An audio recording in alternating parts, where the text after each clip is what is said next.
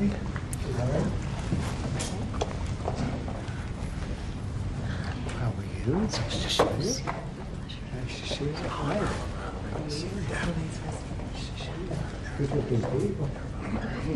Good looking group of people, huh? That's the John over there with the whole crew. Hi. Congratulations. Well, thank you very much, everybody. This is a very important day. It's a day that we're delighted to swear in Dr. Mehmet Oz as the next administrator of the Centers for Medicine and Medicaid Services, which is a big deal. Congratulations to Dr. Oz and his beautiful wife, Lisa, and their friends and family on this really incredible achievement. Come a long way, huh? It's amazing.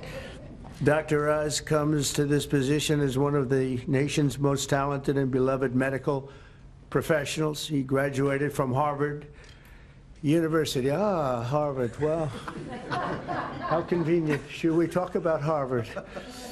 Before obtaining his MD at the University of Pennsylvania School of Medicine, a great one, and really some amazing education while also earning an MBA from the wonderful Wharton School of Business. He completed his medical residency at the world-renowned New York Presbyterian Columbia University Medical Center.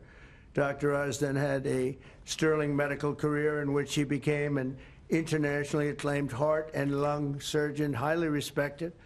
He served as director of the Cardiovascular Institute and integrative medicine program at New York Presbyterian, and as a longtime professor at Columbia University's College of Physicians and Surgeons. Boy, oh boy, doctor, I thought he just did a show.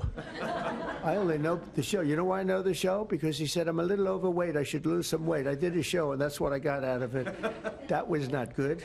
But I'm looking at all of this other. This is very impressive. Dr. Oz authored more than 400 contributions to academic and scientific publications and holds several patents for technologies that revolutionize cardiovascular surgery. And Dr. Oz later translated his experience into an extraordinarily successful television career, making him one of the most trusted voices on healthcare. And he also got very high ratings, I can tell you that. He did great with the television thing. As CMS Administrator, Dr. Oz will work tirelessly to strengthen and protect Medicare for our nation's seniors and Medicaid for the needy. Just as I promised, there will be no cuts. We're not going to have any cuts. We're going to have only help. Dr. Oz will work to improve the quality of care for decades to come, and he'll ensure that criminals, fraudsters, and illegal aliens are not permitted to rob America's seniors. They are trying, but they're not going to get away with it. He will also work alongside Secretary of Health and Human Services Robert F. Kennedy Jr. I've heard of him. He's a pretty famous guy. He's doing a great job, too, to address the crisis of chronic illness and to make America healthy again. So I want to just thank Dr. Oz, and because this is a big commitment he's making. He has a lot of options, and this is a big, big commitment. And I want to congratulate you and your family on really an amazing life, and I think this is going to be by far the most important part of an already incredible life. So thank you very much. God bless you, my friend. Thank you very much. Take care of yourself. Congratulations, it's amazing. Congratulations. Wow, what a job, huh? Are you ready, Bobby? I sure am. Let's do it. You put your hand on the Bible, your left hand, and raise your right hand. And repeat after me. I, Mehmet Oz, do solemnly swear I, Mehmet Oz, do solemnly swear that I will support and defend the Constitution of the United States that I will support and defend the Constitution of the United States against all enemies, foreign and domestic, against all enemies, foreign and domestic, that I will bear true faith and allegiance to the same, that I will bear true faith and allegiance to the same, that I take this obligation freely that I take this obligation freely, without any mental reservation without any mental reservation or purpose of evasion, or purpose of evasion, and that I will well and faithfully and that I will well and faithfully discharge the duties of the office on which I am about to enter. discharge the duties of the office upon I'm about to enter. So help me God. So help me God. God bless you. Congratulations. Thank you, brother. God bless you.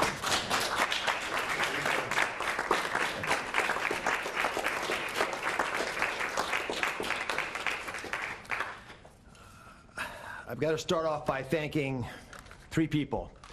Mr. President, thank you very much. God bless you for leading our nation, but also courageously leading the MAHA movement, really earnestly in your heart wanting to get America to be healthy again, and for giving me an opportunity to help with that mission.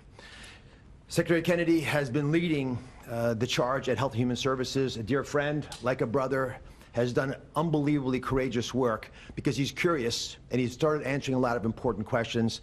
And I will treasure for the rest of my days your trust in me to help you with this progress. Thank you.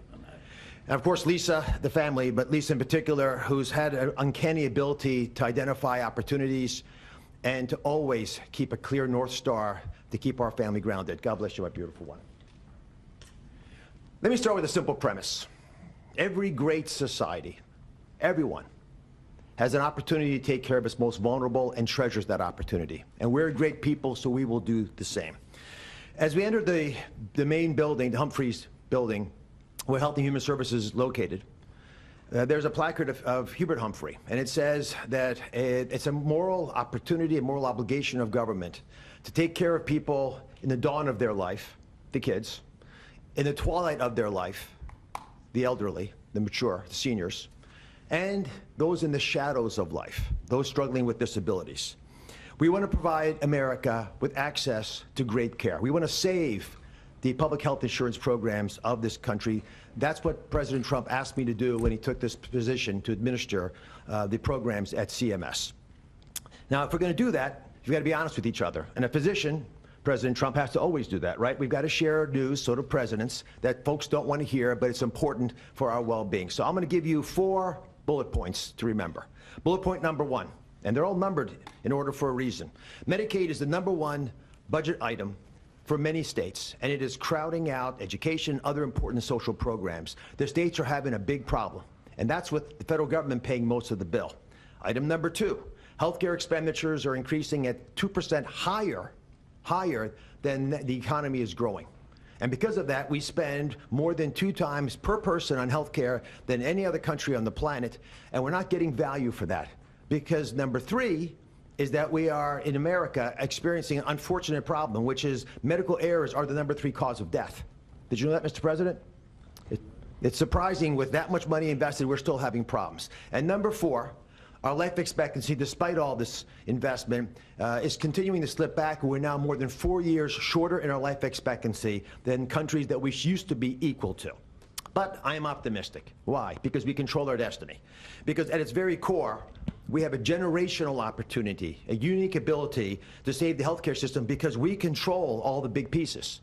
America is too great for small dreams. So I've got some big ideas that I'd like to share that we've worked through with my staff who are cordoned off over there, and there's a lot of us. We've got almost more than 6,000 people at CMS working on this and 40,000 contractors helping. So we've got a lot of people. What are we going to do? First, we're going to reduce chronic disease. How do you do that? 70% of the healthcare expenditures of this country are driven by chronic disease. And it is your patriotic duty, I'll say it again, the patriotic duty of all Americans to take care of themselves, because it's important for serving in the military, but it's also important because healthy people don't consume healthcare resources. The best way to reduce drug spending is to use less drugs because you don't need them because you're healthy. And it feels a lot better as well.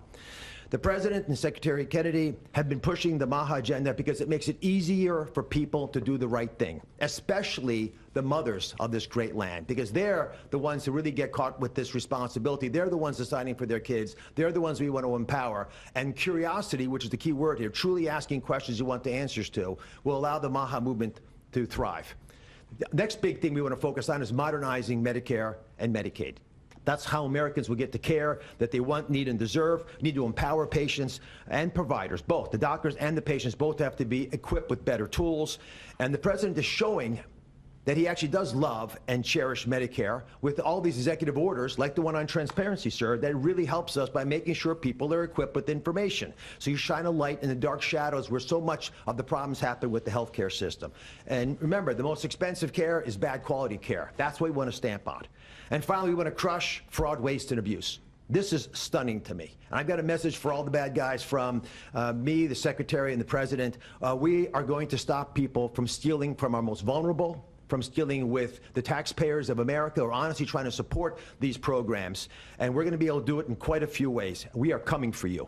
And I'll give you a couple examples. Mr. President, these are ones that you may want to use in some of your future conversations. Almost 250,000 people, American citizens, were fraudulently enrolled without their knowledge in exchange programs by brokers who were unscrupulous, stealing from the U.S. government by pretending these people were on programs they never told them about. Tens of millions of dollars, Mr. President, are being spent on illegal immigrants receiving Medicaid in California, and they're pushing the bill to us. Should we stop that? I think so. That will not continue. We're spending about $1 billion on Medicaid programs for dual state eligible patients, which means you live in one state, but the system thinks you're in another state, and maybe a third state, and we're paying all 3 states for services you're not getting because you don't live in 3 states all at once. And finally, and this one really bothers me, there are states who are using Medicaid dollars for people who are vulnerable are being used for non-medical purposes. For example, public labor unions are getting child care through some of this money. That doesn't make sense to me. Housekeeping, I wish I could get that for my home. There's a big problem with student loan repayments taking place with Medicaid dollars. That's not where it should be used. And we are paying for DEI programs. I could go on, but these are all programs, Mr. President, that we have created a war room at CMS to go after, to catch the fraud in real time before the money leaves the federal coffers, so we have the money to reinvest in health care to make it even stronger than it's been before. Together, we're going to make the care better. We're going to make the outcomes improve, and we're going to make sure that America can actually be the healthiest country that could ever possibly be. We'll make America healthy again. God bless you both, sir.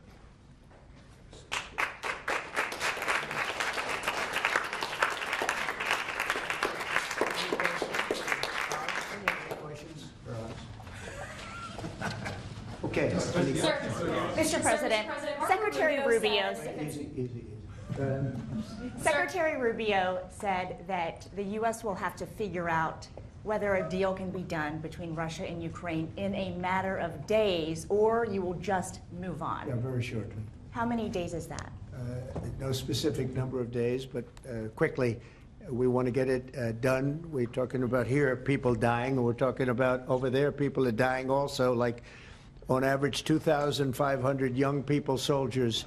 They're not from America. They're not from anywhere else other than Ukraine and Russia, but we want to save these lives. So it's 2,500 a week are being killed in battle. It's a vicious battle with the best equipment, the best everything, and it is brutal. 2,500 young people a week. Some of them not so young, actually. They're getting older. They're getting older by the month. But 2,500 a week, and we're going to get it stopped, ideally. Now, if for some reason one of the two parties makes it very difficult, we're just going to say you're foolish, you're fools, you're horrible people, and we're going to just take a pass. But hopefully we won't have to do that. And Marco's right in saying it. We want to see it end.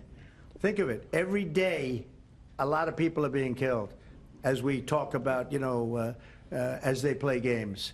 So we're not going to take that, and we'll see. I think we have a good chance of solving the problem, however. Yeah. What do you need to see? Are you prepared to walk away completely from these efforts and these talks? Well, I don't want to say that, but we want to see it end. We want to see it end, yeah. Is Vladimir Putin stalling, in your view, Mr. President? I hope not. I'm going to let you know about that soon if he is, but I hope not. He's got a big force out there, big force. It's a war that should have never happened. It would have never happened if I was president. That's a war, and it didn't happen for 4 years. That's a war that should have never happened. October 7th, Israel would have never happened. Iran was broke, and now we'll see what happens with Iran. We have a lot of them out there. We have a lot of things that we're working on right now that shouldn't have happened. None of it. Ukraine would have never happened with Russia. October 7th would have never happened, so you wouldn't have had all the problems in the Middle East. The Afghanistan embarrassment, probably the most embarrassing day in the history of our country, would have never happened. Inflation would have never happened. By the way, prices are down. Groceries are down. Eggs, which you hit me so hard, I'll never forget the first week in office, they were screaming at me about eggs. I said, what's going on with eggs? They were doubling and tripling. I said, I just got here. They were up like double, triple, and you couldn't get any. They said, you won't have eggs for Easter. Well, You can have all the eggs you want. I'll tell you, Brooke Rollins, Secretary of Agriculture, did a great job. And the egg prices are down 87%. But nobody talks about that. You can have all the eggs you want. We have too many eggs. In fact, if anything, the prices are getting too low. Sir, what do you, So I just want to let you know, prices are down. Gasoline yesterday in 3 states hit $1.98 a gallon.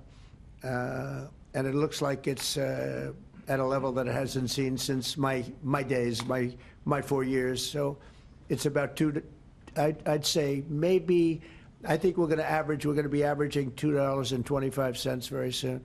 So I just want to let you know, though, because I keep hearing about prices and inflation. Prices are coming down, not going up. Only the fake news says they're going up. The only thing that's even are interest rates. And if we had a Fed chairman that understood what he was doing, interest rates would be coming down too. He should bring them down. Yeah, please. Mr. President, what do you need to see from both sides in order to keep negotiations going? What do you want to see from Russia and Ukraine? I have to see, my whole life has been one big negotiation, and I know when people are playing us, and I know when they're not, and I have to see an enthusiasm to want to end it. And I think I see that enthusiasm. I think I see it from both sides. Do you think Russia's But you're playing going to know you? soon. Do you think Russia's playing you?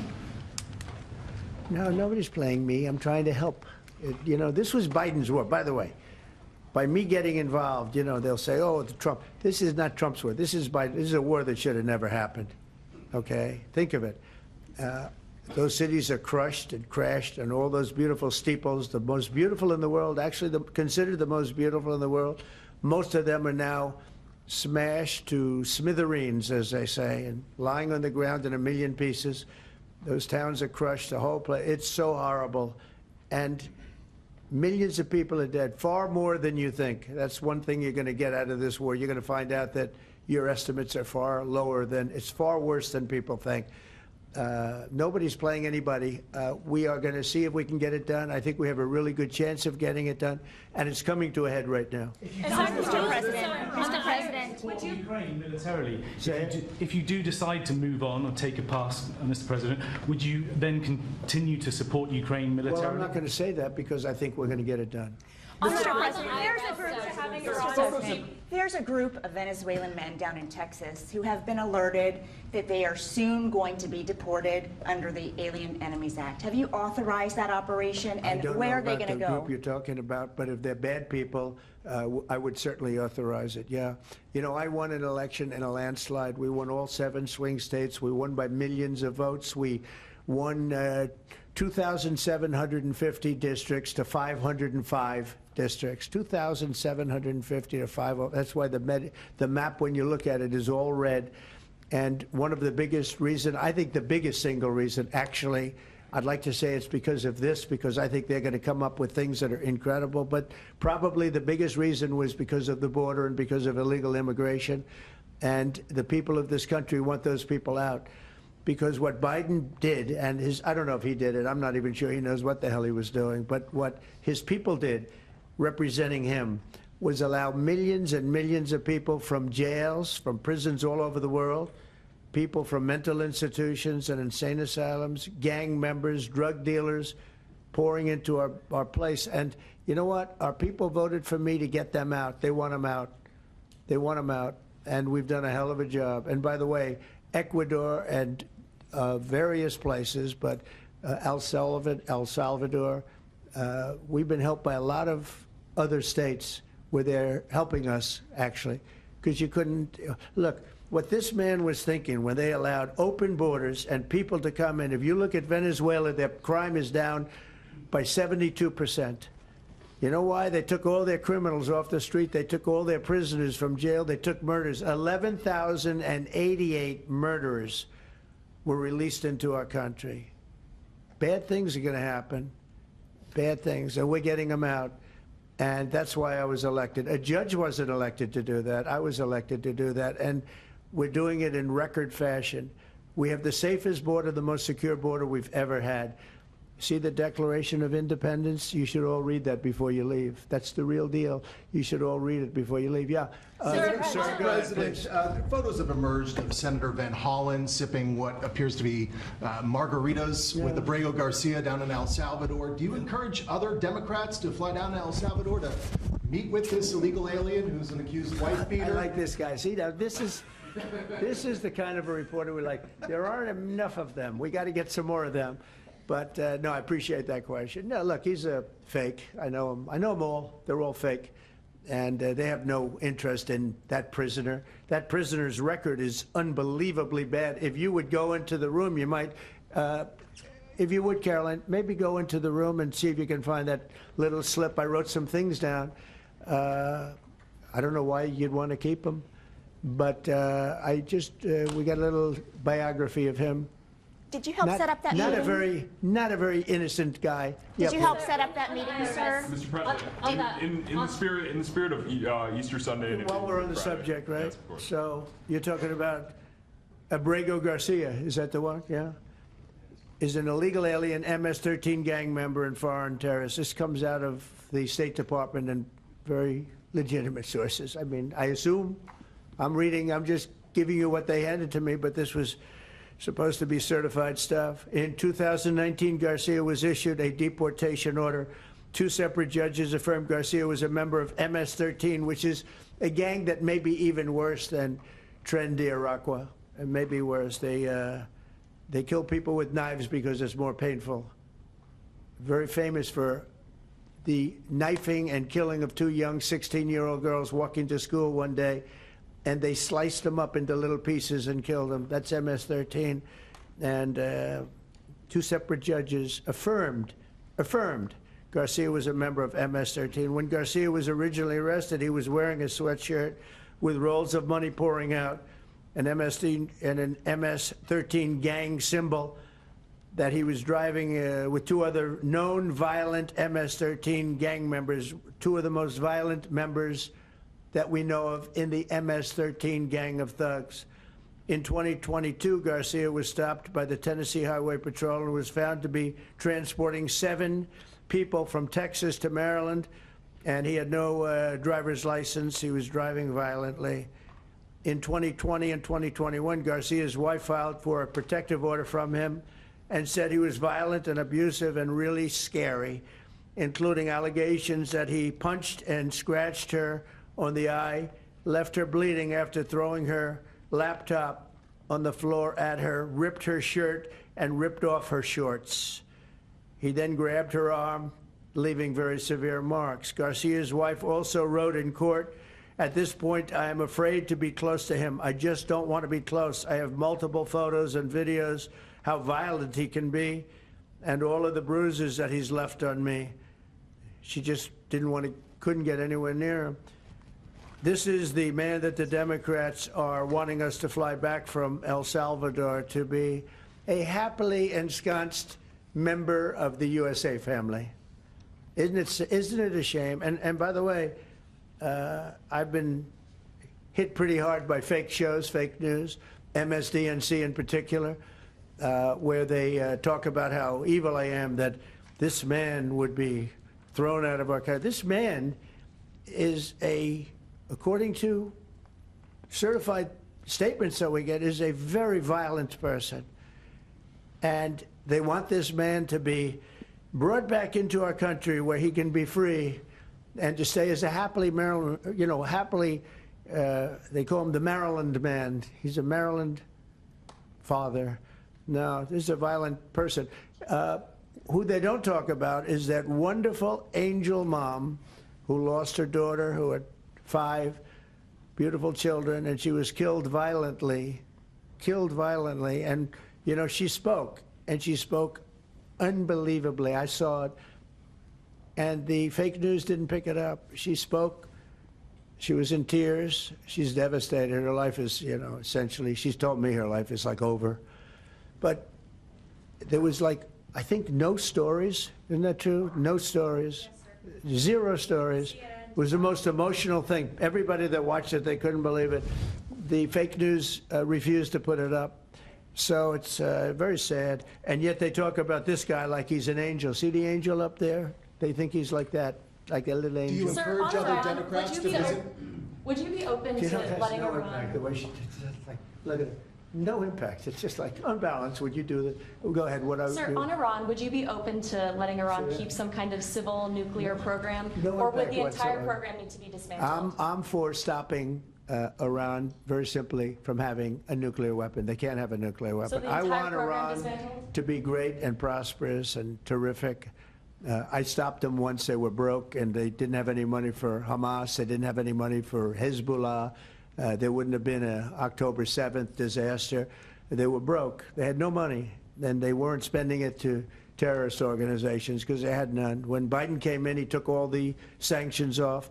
China wasn't allowed to buy. I said, you buy, if you buy, because they're their biggest customer, I said, you buy 1 barrel of oil, just 1 barrel.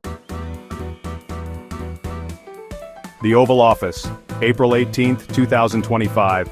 A day for history, or at least a day for headlines. Cameras flashed, microphones strained. President Trump in all his glory was holding court. Today's lucky appointee, none other than Dr. Mehmet Oz, America's favorite TV doctor, ready to take the reins of the Centers for Medicare and Medicaid Services. Yes, you heard that right.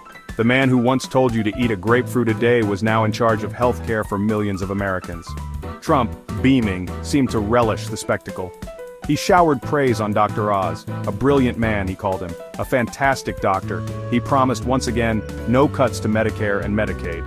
The room buzzed with nervous energy. This was, after all, the Trump administration. Anything could happen. And then it did. A collective gasp rippled through the room. A young girl, a relative of Dr. Oz there for the ceremony, crumpled to the floor. The pristine image of power and order shattered. The girl lay still. Panic flickered across Dr. Oz's face. Even Trump seemed momentarily speechless. The spell was broken. White House aides, trained for every eventuality except perhaps this one, sprang into action. "Everybody out," they barked. "Please move." The press corps, momentarily stunned into silence, surged forward, cameras clicking furiously. No photos, no photos. The aides were losing control. The carefully orchestrated event descended into chaos. The girl, thankfully, was soon sitting up. She looked shaken but okay. A White House official later confirmed she was fine, but the damage was done. The incident, brief as it was, left its mark. It served as a stark reminder of the fragility of even the most carefully constructed facades. Before the dramatic fainting, Trump had his say on a range of topics. Iran, as always, was in his crosshairs. They will never have nuclear weapons, he thundered, his voice dripping with menace. He then turned his attention to his favorite targets, the media and the Democrats. He accused them of ignoring the case of Kilmar Abrego Garcia, a man deported to El Salvador for alleged wife-beating and MS-13 gang affiliation. "Where's the outrage?" he demanded, his voice rising in indignation. He seemed genuinely aggrieved that this case hadn't garnered more attention. Or perhaps he was just a master of distraction, shifting focus away from his own administration's controversies. Whatever the reason, the fainting incident cut his tirade short. One can only imagine what other pronouncements he might have made. Dr. Oz, his composure regained, was eventually sworn in as the new administrator of the Centers for Medicare and Medicaid Services. It was a moment fraught with irony. A man known for promoting dubious health advice was now in charge of healthcare for millions. His appointment, unsurprisingly, was met with a mixture of amusement and alarm. Some saw it as yet another example of Trump's penchant for celebrity appointments. Others pointed to Dr. Oz's close relationship with Robert F. Kennedy Jr., a vocal vaccine skeptic, and shuddered. Only time will tell what Dr. Oz's tenure at CMS will bring.